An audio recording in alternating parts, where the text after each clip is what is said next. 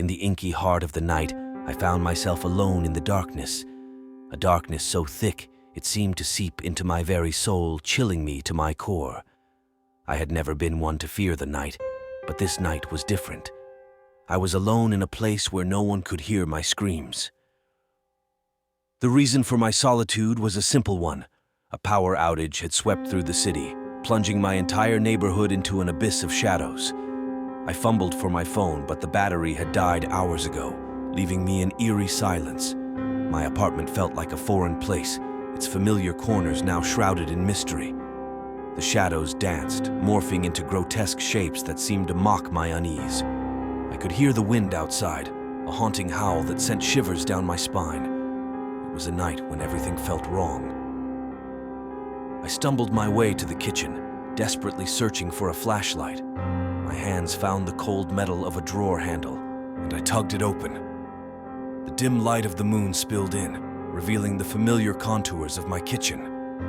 But as I reached for the flashlight, my fingers brushed against something else. I recoiled, my heart racing. It was a knife, a large gleaming blade that I had never seen before. I knew every inch of my apartment, and I was certain that this knife was not mine. It was placed in the drawer with an eerie intention, a chilling reminder that I was not alone in the darkness. My mind began to play tricks on me. I heard whispers, faint and indistinct, like voices carried on a cold wind. I strained to make out the words, but they remained elusive. It was as if the darkness itself had a voice, and it was speaking to me. I clutched the knife in my trembling hand, my only source of comfort in this oppressive darkness. I moved slowly through the apartment, my senses on high alert. Every creak of the floorboards, every rustle of fabric seemed amplified in the silence.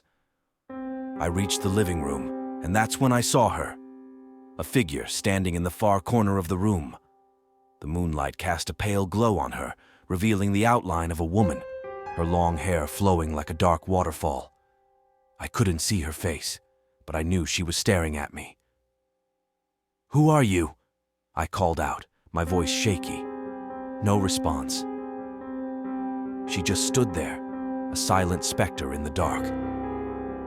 My heart pounded in my chest as I edged closer, the knife held in front of me like a shield. I reached for the light switch, but when I flicked it on, she was gone. The room was empty, the darkness retreating to the corners. I shook my head, convinced that it had all been my imagination. The stress of the power outage, the eerie feeling of being alone in the dark, it had all conspired to play tricks on my mind. I moved through the apartment, room by room, turning on lights as I went. The sense of dread began to lift, replaced by a cautious optimism. Maybe it was all in my head. Maybe the darkness had merely heightened my fears. But as I made my way back to the living room, I froze in my tracks. She was there again, standing in the same corner. The moonlight illuminated her just as before, and this time I could see her face. Her eyes were empty, devoid of life, and her skin was pallid, like a corpse. She had a sad, haunting smile that sent shivers down my spine. I couldn't tear my gaze away from her, and I felt a strange compulsion to approach her. "Who are you?" I whispered, my voice barely audible. She reached out a cold, ghostly hand, her fingers brushing against my cheek. The touch sent a shock of icy terror through my body, and I stumbled back, dropping the knife. When I looked up, she was gone once more, leaving me in the dimly lit room, alone with my fear. I couldn't take it any longer. I fled the apartment, running down the stairs in a blind panic. The darkness outside was oppressive, the city devoid of any light or life. It was as if the world had been swallowed by the night. I found my way to the street, desperately searching for help, for anyone who could save me from the darkness. But there was no one. The city was empty, the buildings looming like silent sentinels in the night. I wandered through the desolate streets, my footsteps echoing in the silence.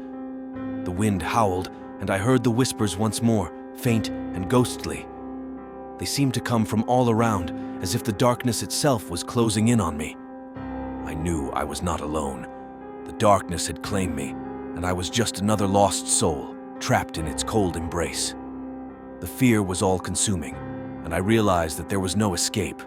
The darkness had won, and I was its prisoner, forever condemned to be alone in the dark. I